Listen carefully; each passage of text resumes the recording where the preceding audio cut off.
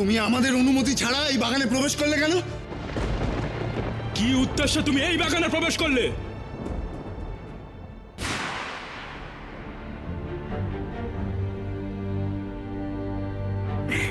আসলে এত সুন্দর বাগান দেখে আমার খুব আসতে ইচ্ছা করছিল, তাই।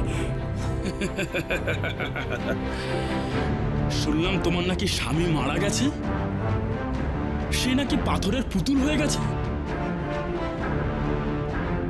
সেই পুতুলের দেহখণ্ড নিয়ে তুমি প্রভুর কাছে এসেছো, তা হঠাৎ স্বামী শোক ভুলে গিয়ে বাগানের শোভা দেখতে এসেছো? হ্যাঁ, মানে আসলে কি, আমাদেরকে বোকা পেয়েছিস? বোকা পেয়েছিস? তুমি বিনা অনুমতিতে বাগানে ঢুকেছো টঙ্কা গাছের ক্ষতি করবে বলে। কেন? আমি এই বাগানে প্রবেশ করলে ডঙ্কা রাজের কি ক্ষতি হবে? আসলে পিশাচিনী মা আমাদের এই বাগান। এ কি,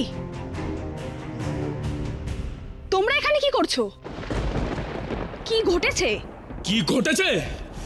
এই কন্যা আমাদের কথা অমান্য করে এই বাগানে প্রবেশ করেছে, আর এই বাগানে কারোর প্রবেশ নিষিদ্ধ, সেটা তো তুই জানিস। কি?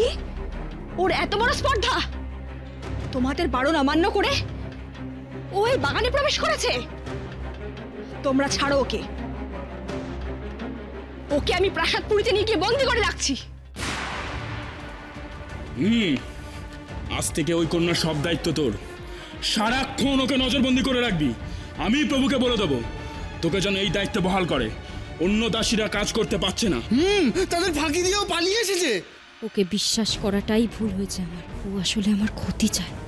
ভুল ভাবছো কিরণমালা, আগে তো তোমাকে এখান থেকে নিয়ে যাই।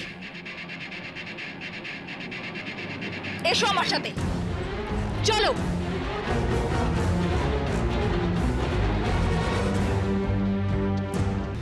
না, আমি কোনো কথা শুনবো না। কাল সূর্যোদয়ের আগে তুই ওই মেয়েকে তোর রাজত্বকে বার করে দিবি, নাহলে আমি তোকে চিরকালের মতো ত্যাগ করে চলে যাব। না মা, আমি তোমার পা ছুঁয়ে প্রতিজ্ঞা করছি, তোমার এই সিদ্ধান্ত আমি মানবই।